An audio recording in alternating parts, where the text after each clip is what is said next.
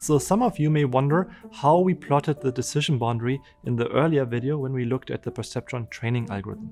So for this, we will use some algebraic manipulation. However, if this is a little bit too mathematical for you, please feel free to skip this video.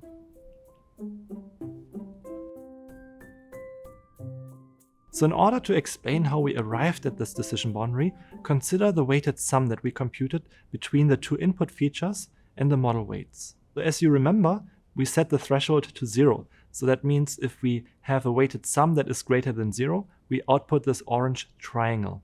Otherwise, we will output this blue diamond. So since our threshold is at 0, let's set this expression to 0 as well.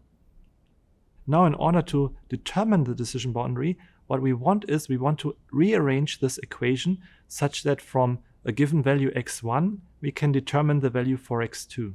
And once we have this equation where we can compute x2 from x1, we can plot this decision boundary. So how do we do that? For that, we have to rearrange the terms.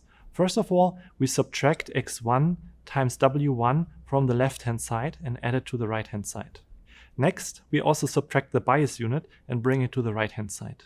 Finally, we divide by w2 to also bring the w2 to the right-hand side. So now we have our equation to compute the value x2 given x1 and the weight parameters. Now we can use this equation to plot the decision boundary.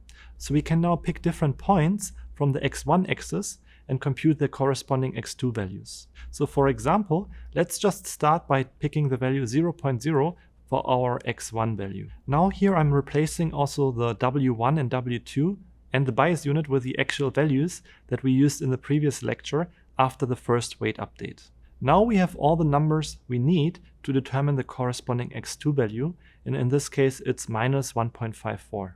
So here's a visualization of where this point lies in the plot. So we have x1 equal to 0.0 and we have x2 equal to minus 1.54. Next, we would repeat this with different values from x1, and as soon as we get at least 2 points, we can connect these points and arrive at the decision boundary.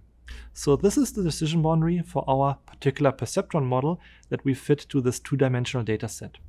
However, note that this is just for education purposes. In a real-world scenario where we have a high-dimensional data set, it is often not possible to plot this decision boundary because it's not possible to visualize high-dimensional data sets easily. So now if you were curious about how we plotted this decision boundary, this is the answer.